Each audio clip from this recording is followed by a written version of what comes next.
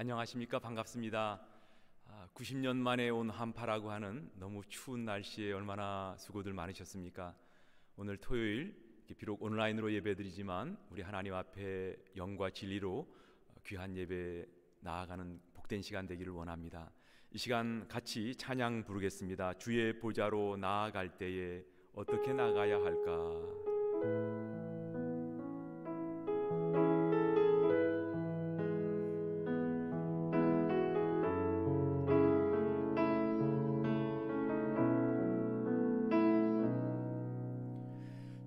주의 보좌로 나아갈 때에 어떻게 나가야 할까? 나를 구원한 주의 십자가 그것을 믿으며 가네. 주의 보좌로 나아갈 때 나 여전히 부족하나. 나를 품으신 주의 그 사랑 그것을 믿으며 가네. 자격 없는 내 힘이 아니 오직 예수님의 보혈로 자격 없는 내 힘이 아니 오직 예수님의 보혈로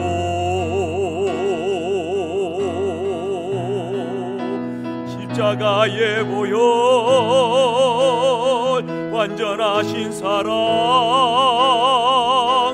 힘입어 나아갑니다.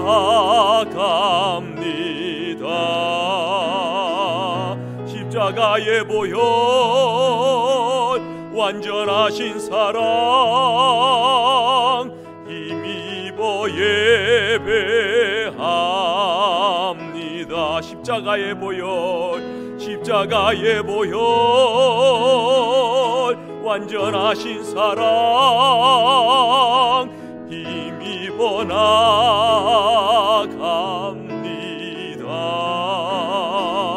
십자가의 보혈 완전하신 사랑 힘입어 예배합니다.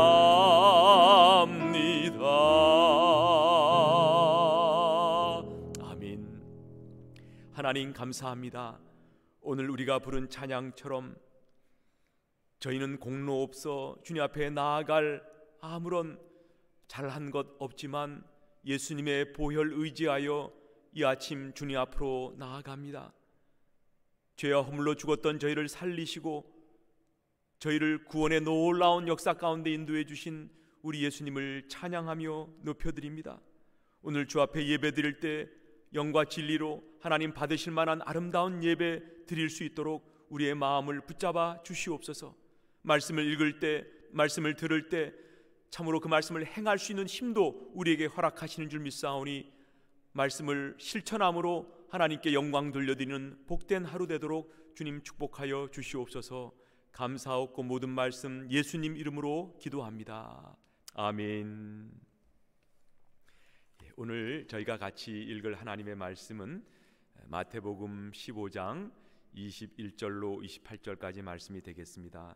우리 저와 한 절씩 나누어 교독하도록 하겠습니다. 마태복음 15장 21절 예수께서 거기서 나가사 두로와 시돈 지방으로 들어가시니 가나안 여자 하나가 그 지경에서 나와 소리 질러 이르되 주 다윗의 자손이여 나를 불쌍히 여기소서. 내 딸이 흉악하게 귀신 들렸나이다 하되 예수는 한 말씀도 대답하지 아니하시니 제자들이 와서 청하여 말하되 그 여자가 우리 뒤에서 소리를 지르오니 그를 보내소서. 예수께서 대답하여 이르시되 나는 이스라엘 집에 잃어버린 양 외에는 다른 데로 보내심을 받지 아니하였노라 하시니 여자가 와서 예수께 절하며 이르되 주여 저를 도우소서. 대답하여 이르시되 자녀의 떡을 취하여 개들에게 던짐이 마땅하지 아니하니라. 여자가 이르되 주여 올소이다마는 개들도 제 주인의 상에서 떨어지는 부스러기를 먹나이다 하니 이에 예수께서 대답하여 이르시되 여자여 내 믿음이 크도다 내 소원대로 되리라 하시니 그때로부터 그의 딸이 나으니라. 아멘. 지난 주간 날씨가 불순하였지만 제 딸하고 통화를 한 시간이 있었습니다. 잘 지내는가 이렇게 좀 서로 간에 안부를 묻다가 딸이 대화 가운데 저한테 그런 얘기를 하더라고요. 아빠 어떻게 그런 생각을 했어? 이러면서 저한테 이렇게 막 칭찬을 하는 모습을 제가 그 말을 듣고서 너무 마음이 기뻤습니다. 여러분들 이렇게 칭찬을 받으면 마음이 기쁘죠? 이렇게 특별히 내가 사랑하는 사람에게서 칭찬을 들으면 이렇게 마음이 뿌듯해지고 우리의 마음이 너무 감사하고 기쁩니다. 근데 오늘 저희가 지금 읽은 말씀도 바로 이렇게 큰 믿음으로 칭찬을 받는 그런 한 사람의 이야기를 기록하고 있습니다. 마태복음에 보면 예수님께서 어떤 사람의 믿음이 너무 좋다, 너무 믿음이 크다 이렇게 칭찬해 준 사람이 두 사람이 나옵니다. 근데 안타깝게도 그 두 사람은 유대인이 아니라 다 이방인인 사실을 여러분들 아마 아실 겁니다. 마태복음 8장에 나오는 이 로마 백부장의 믿음, 백부장의 종이 중풍이 걸렸을 때에 예수님께 나와서 내 종을 고쳐주십시오 이렇게 요청을 하자 내가 가서 고쳐주겠다. 그러자 우리 집에 들어오시는 것 감당할 수 없습니다. 저도 남의 밑에 있고 제 밑에도 저희 군사들이 있는데 그대로 이리 와라 하면 오고 가라 하면 가나이다. 말씀만 하셔도 낫겠나이다. 이런 고백을 들으셨을 때에 예수님께서 마태복음 8장 10절에 이렇게 말씀하십니다. 백부장의 믿음의 말씀을 들으시고 놀랍게 여겨 내가 진실로 너희에게 이르노니 이스라엘 중 아무에게서도 이만한 믿음을 보지 못하였노라 하고 그 중풍 걸린 종을 고쳐주시는 내용이 마태복음 8장에 나옵니다. 그리고 오늘 이 마태복음 15장에 이 가나안 여인, 수로보니게 여인이라고도 기록이 되어져 있습니다만 15장 28절 마지막에 여자여 내 믿음이 크도다 너희 소원대로 되리라 이렇게 예수님의 칭찬과 함께 참 놀라운 그 기도가 응답되어지는 모습을 봅니다. 이상하죠? 그 당시 많은 유대인들이 있음에도 불구하고 예수님께서는 이런 대표적으로 어떤 이방인들의 믿음이 크다고 칭찬하는 그런 모습이 있습니다. 오늘 21절 한번 같이 읽어볼까요? 예수께서 거기서 나가사 두로와 시돈 지방으로 들어가시니. 지금 그 전에까지 어떤 내용이 나옵니까? 그 전에 보면 바리새인들이 예수님께 나와서 여러 가지 질문을 합니다. 자신들의 전통이 중요하다, 그것을 지켜야 한다 이렇게 주장하는 그들에 대해서 예수님께서는 하나님의 말씀을 오히려 폐하고 멸시하는 그들의 모습을 바로 그 전까지 말씀하고 계신데, 그런 이제 바리새인들을 떠나셔서 유대 땅을 떠나셔서 지금 두로와 시돈의 그 이방 땅으로 움직이시는 모습이 오늘 21절 처음에 나옵니다. 여기에 두로는 갈릴리에서 한 북서쪽으로 한 50마일 떨어진 곳에 위치한 이 항구 도시입니다. 그리고 지금은 레바논에 위치해 있어서 갈릴리에서 지금은 두로나 시돈까지 가려면 차가 삥글 돌아서 거의 한 450km로 갈 정도로 먼 거리이지만 그 당시는 바로 가면 한 50마일 정도 되니까 그렇게 먼 거리는 아니었던 것 같습니다. 그런데 예수님께서 이렇게 유대 종교 지도자들을 그들과 대결하고 그들과 논쟁하는 걸 피하시고 이때부터는 이제 제자들을 가르치시고 그리고 또 자기 자신의 죽음과 십자가를 준비하는 이런 모습이 계속 나오게 되어집니다. 이렇게 그곳 두로와 시돈 지방으로 들어가셨는데 22절 보니까 어떤 일이 있죠? 가나안 여자 하나가 그 지경에서 나와서 소리질러 이르되 주 다윗의 자손이여 나를 불쌍히 여기소서 내 딸이 흉악하게 귀신 들렸나이다 하되. 여기에 보면 병행구절인 마가복음 7장 24절에 보면 아무도 모르게 하시려 하나 숨길 수 없더라. 그 가나안 지방, 그 두로와 시돈 지방에 가서 본인은 이렇게 감추고 자기 자신이 나타내 드러내려 하지 않으시는 그런 마음이 있으셨음에도 불구하고 예수님이 오셨다는 소문이 그 두로 시돈 지방에 퍼져서 오늘 보면은 한 귀신 들린 딸을 갖고 있는 엄마가, 여인이 예수님께 나와 부르짖는 그런 내용이 22절에 나와 있습니다. 그런데 오늘 여러분들 본문의 말씀을 읽으면서도 우리가 생각해도 우리가 일반적으로 생각해왔던 예수님의 성품, 예수님이 하셨던 그런 모습하고는 아주 다른 그런 모습을 보인다고 생각하신 적 없으십니까? 이거 좀 너무하신 것 아닌가, 좀 그런 생각이 본문을 읽다 보면 생길 수도 있다고 봅니다. 그러나 예수님께서는 이 여인의 믿음을 destroy 하시기 위한 것이 아니라 develop, 즉 이 여인을 무시하시고 그 여인의 믿음을 뭉길 그런 마음이 있으신 것이 아니라 그 여인의 믿음을 더욱 공고하게 하고 강하게 하시기 위해서 일종의 시험을 하시고 있다는 것을 알 수 있습니다. 어떻게 알 수 있냐고요? 그 여인의 대답해 나가는 그런 모습이, 그 여인의 어떤 믿음의 고백이 자라가는 모습을 보면 알 수가 있습니다. 오늘 예수님께서는 이 여인의 부르짖음에 대해서 크게 4가지로 반응을 보이고 있으십니다. 다른 반응을 보이고 있는데, 첫 번째 예수님의 반응은 침묵이셨습니다. 23절 한번 읽어볼까요? 예수는 한 말씀도 대답하지 아니하시니. 지금 뒤에서 계속 앞에서 쫓아 달려나와서 여인이 주 다윗의 자손이여 우리 딸이 귀신 들렸는데 저를 불쌍히 여겨주십시오, 고쳐주십시오, 이렇게 부르짖는데도 한 말씀도 대답하지 아니하셨다. 침묵하셨다. 왜 예수님은 침묵하셨을까요? 여기에 물론 여인이 예수님을 부른 호칭 가운데 보면 주 다윗의 자손이여 이렇게 예수님을 부르고 있습니다. 이 다윗의 자손이라는 것은 아시다시피 메시아에 대한 호칭이 이 다윗의 자손입니다. 그래서 아마 이 여인은 예수님이 어떤 분이시라는 것, 메시아라는 사실을 알고 있었던 까닭에 이런 다윗의 자손이라는 이런 호칭을 부르면서 예수님 앞에 나왔다고 생각을 합니다. 그런데 이런 예수님 앞에 나올 때 이 사람은 이방인이잖아요. 이방인이 어떤 유대인적인 관점에서 주 다윗의 자손이여 이렇게 부르짖었을 때 예수님은 침묵하시고 한 말씀도 아니하셨다는 겁니다. 왜 그랬을까 저는 생각을 해봤습니다. 그 이후에 보면 25절에 보면 주여 저를 도우소서, 이렇게 그의 호칭이 다윗의 자손이 아니라 주여 저를 도우소서, Lord help me, 이렇게 주님으로 예수님을 호칭했을 때 예수님은 그 여인에게 대답하시고 말씀하시는 내용이 나옵니다. 저는 이런 모습을 보면서 이방인이 예수님 앞에 나올 때 유대인의 관점으로 나올 필요가 없다. 누구든지 예수님의 이름을 부르고 주로 시인하는 자에게 바로 구원을 주신다는 이런 모습이 아닐까 생각을 해보았습니다. 로마서 10장 12절 이런 말씀이 있죠. 유대인이나 헬라인이나 차별이 없음이라 한 분이신 주께서 모든 사람의 주가 되사 그를 부르는 모든 사람에게 부요하시도다. 누구든지 주의 이름을 부르는 자는 구원을 받으리라.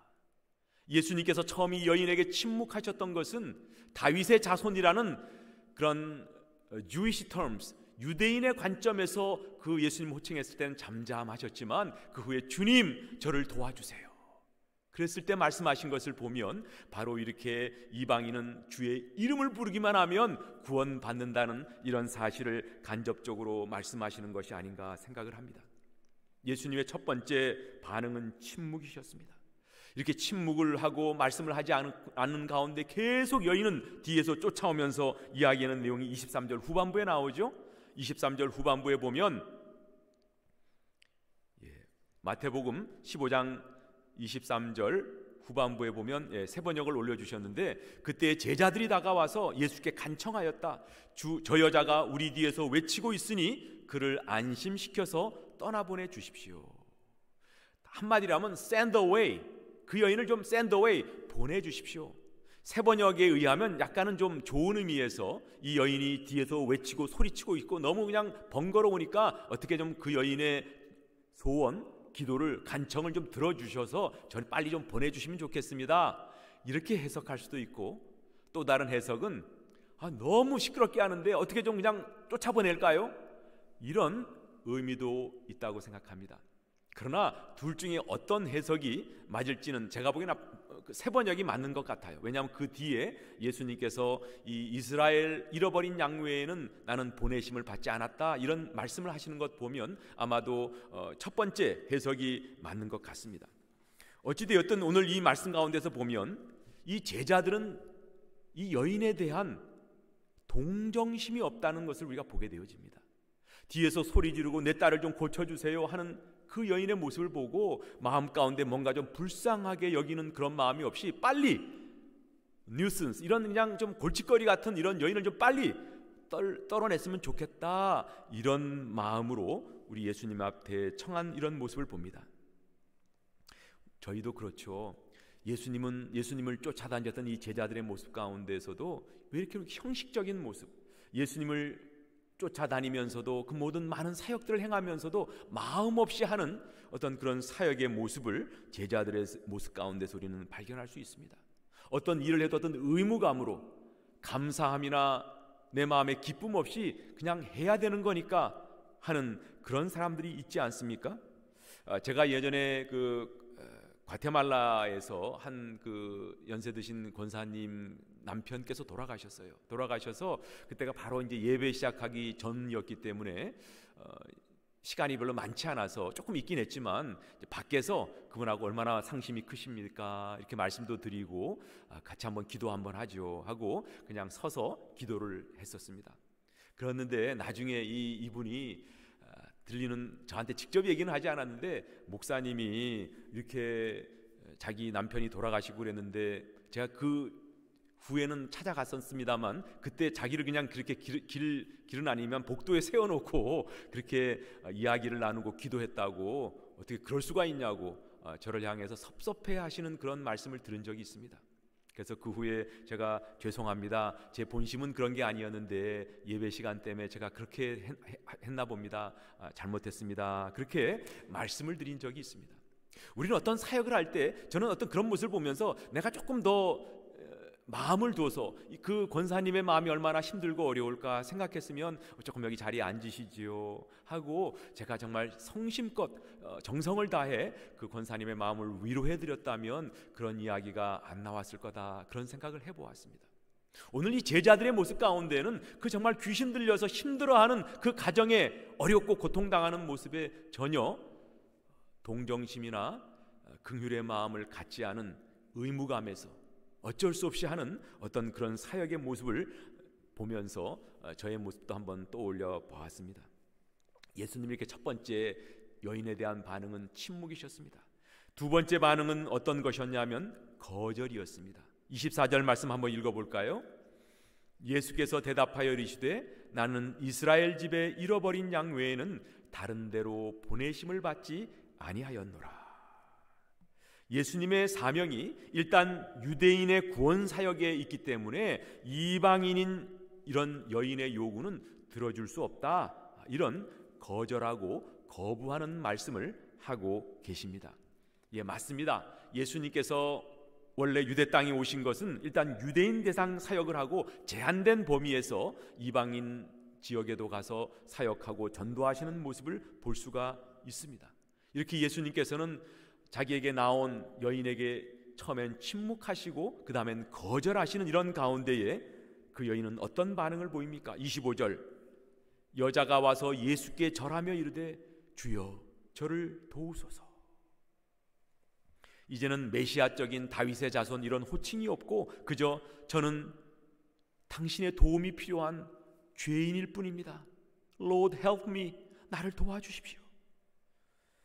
우리 같으면 이런 예수님 말씀에 반박할 수도 있었을 것 같아요. 유대인만 사람입니까?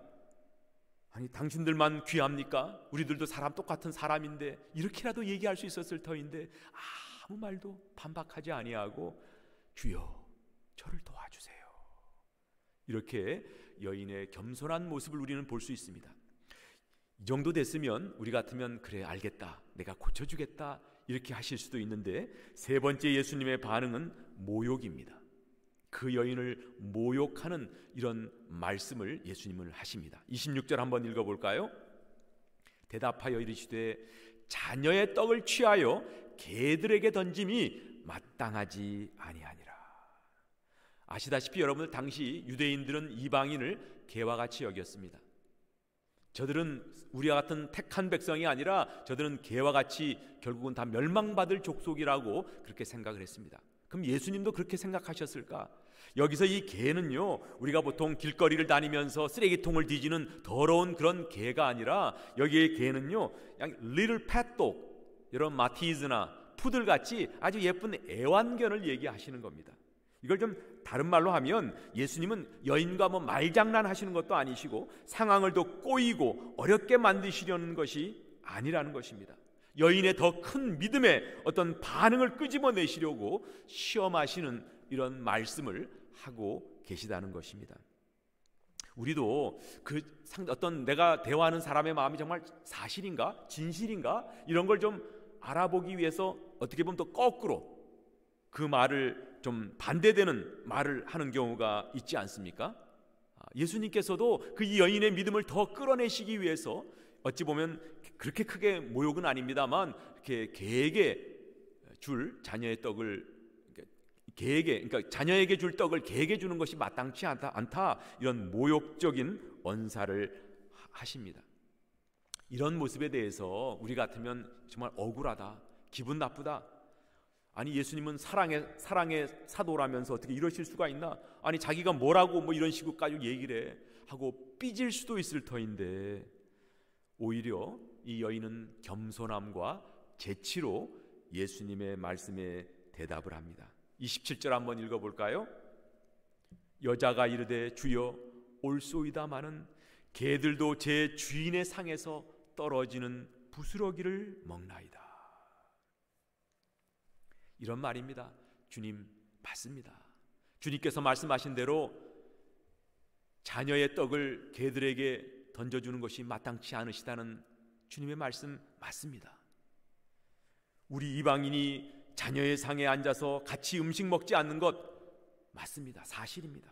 그러나 상 밑에 있는 그 애완견도 상 밑에서 약간의 부스러기라도, 그 떨어진 부스러기라도 먹지 않습니까?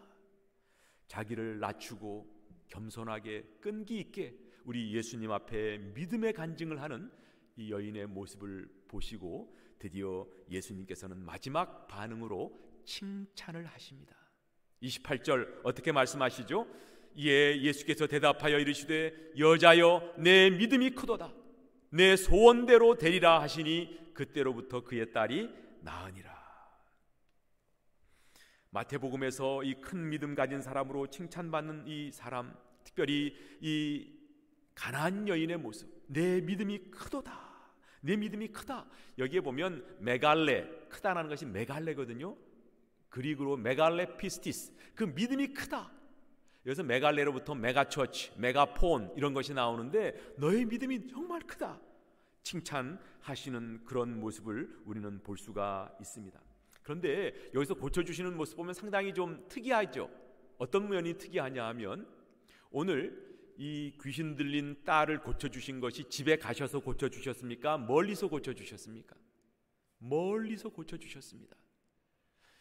마태복음 8장의 백부장의 종을 고쳐주실 때에도 예수님이 그 집에 가셔서 고쳐주셨습니까? 멀리서 고쳐주셨습니까? 멀리 떨어져서 그 종을 고쳐주셨습니다. 두 사건 모두 이렇게 가서 고쳐주시는 것이 아니라 멀리서 고쳐주신 것을 저는 영적으로도 한번 생각을 해보았습니다. 이방인들이 예수님의 십자가 구속 사건 이전에는 하나님과는 멀리 떨어져 있는 그런 사람이었는데 예수님을 통해서 그들을 구원하시는 그런 모습이 나타난다는 거죠. 에베소서 2장 13절 한번 볼까요? 이제는 전에 멀리 있던 너희가 그리스도 예수 안에서 그리스도의 피로 가까워졌느니라. 우리 같은 이방인도 주님의 이런 가족에 참여할 수 있도록 멀리 있던 우리를 예수님의 십자가의 보혈로 이젠 한 가족으로 만들어주신 그런 모습이 오늘 이 본문의 또한 모습이라고도 생각을 합니다. 오늘 예수님께서 이 가나안 여인의 믿음이 너무 크다, 너 같은 믿음 정말 보지 못했다, 이렇게 말씀하시는 것과 한번 비교해 보십시오. 어찌 보면 그 당시 유대인들의 믿음 없음을 대조하시고 그들의 믿음 없음을 고발하시는 모습이 바로 오늘 본문의 내용이 아닌가 생각을 합니다. 마가복음 6장 6절에 보면 예수님께서 고향에 가셔서 가르치시는 일을 많이 했는데 그들이 어떻게 했는가 한번 읽어볼까요? 6장 6절 시작. 그들이 믿지 않음을 이상히 여기셨더라. 본인 고향에 가셔서 그렇게 여러 가지 말씀을 가르치시고 기적을 행하셔도 그들이 믿지 않았다. 예수님의 제자 모습 가운데도 어떤 예수님 말씀을 많이 하십니까? 믿음이 적은 자들아 왜 의심하였느냐? 너희 믿음이 겨자씨만한 믿음만 있어도 이런 일을 할 것이다. 이렇게 말씀하시지 않습니까? 제자들의 믿음이 적다. 너희들이 왜 이렇게 의심하고 믿음이 없냐? 이런 말씀들을 많이 하셨는데 오히려 이방인들인 백부장 그리고 오늘 본문의 가나안 여인을 향하여서는 너의 믿음이 크도다. 이런 놀라운 칭찬을 하시는 모습을 우리는 본문에서 발견하게 됩니다. 저는 오늘 이런 모습을 보면서 예수님께서는 자녀를 위해서 상 위에다가 먹을 좋은 음식을 차려놓았지만 그 음식은 유대인들이 손도 대지 않고 있는데 오히려 그 상에서 떨어진 부스러기를 요청했던 그 이방인들에게 엄청난 부요를 넘겨주신 이런 아이러니 그리고 이런 패러독스 역설을 오늘 본문에서 발견하게 되어집니다. 우리 예수님께서 차려놓으신 그 자녀에게 줄 떡은 실상 자녀로 알려진 유대인들은 먹지 않고 그 상에서 떨어진 부스러기를 요청했던 이방인들에게 이런 부요한 예수님의 축복과 은혜가 흘러내려서 오늘 우리에게까지 이르지 않았나 생각을 해봅니다. 바리새인처럼 말씀을 많이 아는 것이 중요한 것이 아니라 믿음을 갖고 주님 앞에 나아가는 것이 얼마나 중요한가를 우리는 생각해 봅니다. 오늘 이 여인의 믿음이 크다라고 칭찬하신 것은 그의 끈질긴 간청과 함께 모든 상황 가운데 어떤 모든 장애물이 있어도 예수님 향한 믿음과 신뢰의 끈을 놓지 않고 나아갔던 이 여인의 모습에서 우리가 배우기를 원합니다. 이런 믿음의 모범을 예수님께서 보여주시기 위해서 오늘 마태를 통해서 오늘 현대를 사는 모든 크리스찬에게도 믿음의 이그젬플로 오늘 이 여인을 우리에게 말씀해주고 계신다고 믿습니다. 이 여인은 오늘 본문에서 나왔다시피 여러 가지 장애물이 있었죠. 어떤 장애물이 있었습니까? 첫 번째 장애물은 그가 이방인이었다는 것입니다. 이방인들은 말씀드렸다시피 유대인들은 개와 같이 여겼던 이방인. 두 번째는 어떤 장애물이에요? 남자와 다르게 여자들이 상당히 천대를 받던 그 시대에 남자들이 여자와 같이 대화도 하지 않는 그때에 여자라는 그런 장애물과 난관이 있었습니다. 또 제자들도 자기의 간청과 기도에 대해서 따돌리려 하고 무시하는 이런 태도, 나아가서 예수님께서 침묵하시고 거절하시고 모욕하시는 그런 말씀까지도 여인에게는 커다란 난관이요 장애물이었을 거라고 생각을 합니다. 이런 사중의 장애물과 난관이 있었음에도 불구하고 그는 끝까지 예수님을 향하여 예수님이 이 내 딸의 병을 고쳐주실 수 있다라는 이런 확신을 갖고 나아갔을 때에 예수님께서 그 여인의 믿음을 크다고 말씀하시고 그 모든 병에서 고쳐주신 이런 놀라운 사건을 보게 되어집니다. 오늘 말씀을 결론 맺고 적용하기를 원합니다. 첫 번째 같이 한번 읽겠습니다. 시작. 포기 말고 끈기 있게 기도하자. 칭찬받는 믿음은 포기하지 않고 끈기 있게 끝까지 하나님께 구하는 것이라는 겁니다. 거꾸로 보면 쉽게 포기하는 사람은 뭐가 없는 사람이다? 믿음이 없는 사람이다. 여러분 성령의 열매에도 보면 9가지 열매 인내라는 것이 있죠. 오래 참음, 오래 참는 것. 그리고 고린도전서 13장에도 보면 사랑의 특징을 이야기할 때 그 사랑은 할 때 4절에 제일 먼저 나오는 게 뭡니까? 사랑은 오래 참고, 사랑은 오래 참는다. 끝까지 붙잡고 기도하고 사역하는 것. 한 번 기도하고 응답되지 않는다고 그냥 포기하고 주저앉는 것이 아니라 끝까지 기도하는 그런 모습. 그래서는 교회 내에서도 끝까지 사역하시는 모습들 보면 너무 귀하다고 생각을 합니다. 주일학교 교사들, 또 우리 유치부, 유년부, 유아부 교사들, 이렇게 누가 알아주지 않는 그런 가운데서도 묵묵히 주님의 사역을 감당하시는 분들 있지 않습니까? 또 주일날 헌금 계수하시는 분들, 그냥 비가 오나 눈이 오나 늘 교회 나오셔서 보이지 않는 곳에서 주일 헌금 계수하시는 분, 특별히 우리 윤재원 집사님 보면 새벽 기도를 늘 아침 6시면 5시가 넘으면 오셔서 기도하시고 하는 그 모습이 너무 제 마음 가운데 감동으로 다가올 때가 많습니다. 어떤 방해, 어떤 난관이 있어도 그것을 뚫고 끝까지 인내하면서 사역도 하고 주님 앞에 나아가 기도할 수 있는 우리 하늘이교회 모든 성도가 되실 수 있기를 예수님 이름으로 축복합니다. 두 번째, 같이 한번 읽어볼까요? 시작. 주님의 능력을 확신하자. 이 가나안 여인이 그렇게 끈질기게 예수님을 향해서 나아가 요청할 수 있었던 이유가 무엇인가 생각을 해보면, 예수님, 저분은 분명히 내 딸이 귀신 들린 이 모든 것들을 고쳐주실 수 있다라는 확신을 갖고 있었기 때문에 그렇게 침묵과 거절과 모욕을 당했음에도 끈질기게 끝까지 이렇게 요청할 수 있었다고 생각을 합니다. 여러분, 회사에서도 그렇잖아요. 이제 승진 어떤 때가 왔는데 나를 정말 승진시켜줄 사람이 있다면 그 사람한테 가가지고 우리가 붙어서 끝까지 좀 나를 승진시켜달라고 이야기하지 않겠습니까? 그러나 옆에 같이 있는 과장이나 부장 힘이 없는 사람에게 좀 힘 좀 써주세요, 그렇게 이야기는 해도 별로 올인을 하지 않습니다. 정말 나를 이렇게 고쳐줄 수 있는, 내 문제를 해결해 줄 수 있고 나를 승진시켜 줄 수 있는 사람이면 끝까지 붙잡고 그 사람에게 우리의 요청을 아뢰지 않겠습니까?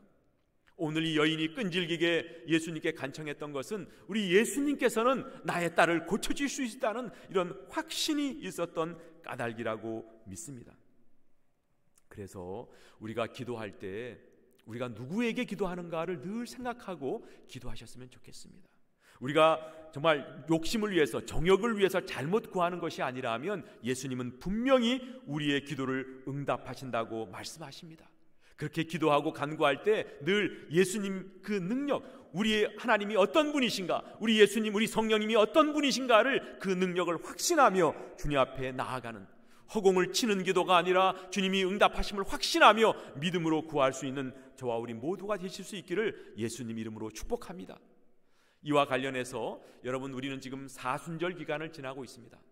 지난 수요일이 보통 애쉬 웬스디, 그래서 제수요일이라고 합니다. 카톨릭이나 루터교 일부 교단에서는 이런 제수요일부터 40일간 주일을 빼고 마지막 부활주일 전날 토요일까지 40일 동안을 이렇게 사순절로 지내면서 금식하고 기도하며 예수님을 묵상하는 시간을 갖습니다.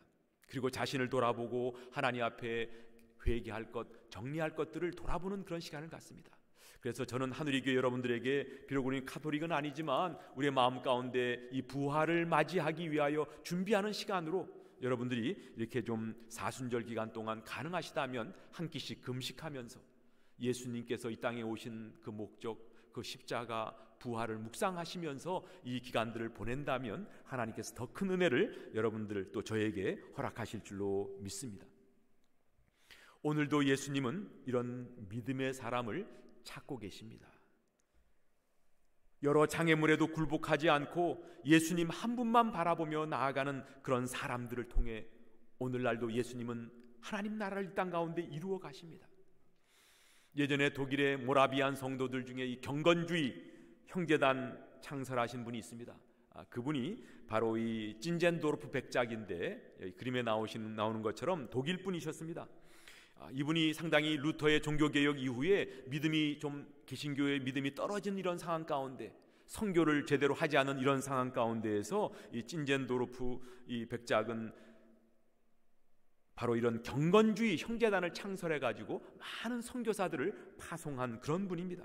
그분이 한 일기장에 이런 내용이 있습니다. 나에게는 단 한 가지 열망밖에 없다. 그것은 예수님, 오직 그분뿐이다 하면서 100% 헌신된 한 명을 99% 헌신한 99명이 당해낼 수 없다 하면서 100% 주님을 향한 헌신을 말씀하고 있습니다. 그래서 아프리카 미지로 이 경건주의 형제단 가운데 한 분이 선교사로 나가면서 이런 고별사를 했습니다. 누군가 내 살을 베어보라. 예수의 뜨거운 피가 솟구칠 것이다. 누군가 내 심장을 열어보라. 예수의 심장이 고동칠 것이다. 예수의 피, 예수의 심장 때문에 나는 선교지로 가노라. 이런 마지막 말을 남기고 아프리카로 향했다고 합니다. 참으로 세상이 감당할 수 없는 예수님, 예수 농도 100%의 그런 믿음의 사람이 되고 싶습니다. 그리고 여러분들도 그런 믿음 농도 100%의 사람이 되실 수 있기를 예수님 이름으로 축복합니다. 오늘 가나안 여인의 이런 믿음, 큰 믿음을, 칭찬받은 큰 믿음을 바로 우리의 믿음 되게 해 주십시오. 이 아침에 하나님을 향하여 기도하고 간구하는 우리 모두가 되실 수 있기를 예수님 이름으로 축복합니다. 이 시간 오늘 말씀을 생각하면서 세상 흔들리고 마지막 결단의 찬양을 아버지 하나님께 올려드리겠습니다.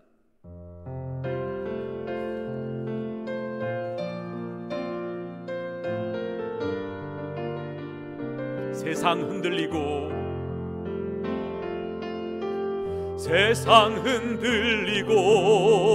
사람들은 변하여도 나는 주를 섬기리. 주님의 사랑은 영원히 변하지 않네.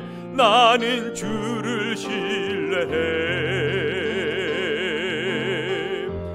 오직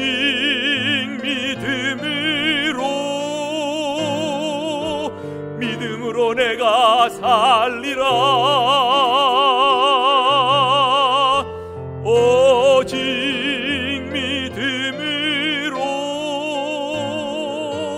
믿음으로 내가 살리라.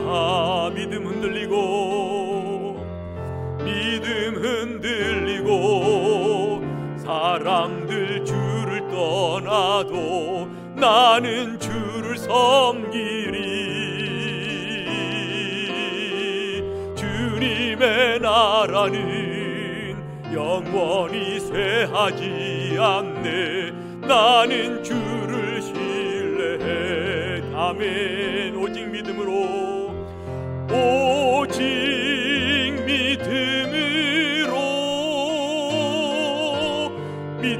내가 살리라. 오직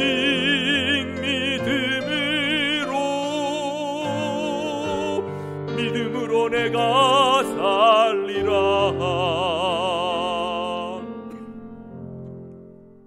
하나님 감사합니다.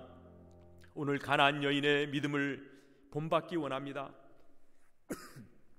이방인이면서도 오히려 그 큰 믿음을 칭찬받은 것처럼 저희도 예수 농도 100%의 믿음의 사람으로 칭찬받을 수 있는 우리의 모습 되기를 원합니다. 여러 가지 장애물에도 포기하지 않고 끈기 있게 기도하게 도와주시고, 주님이 어떤 분이신가 그 능력을 확신하며 믿음의 기도를 올려드릴 수 있는 남은 우리의 생애 될 수 있도록 축복하여 주시옵소서. 그렇게 하실 주님을 찬양하옵고 모든 말씀 예수님 이름으로 기도하옵나이다. 아멘.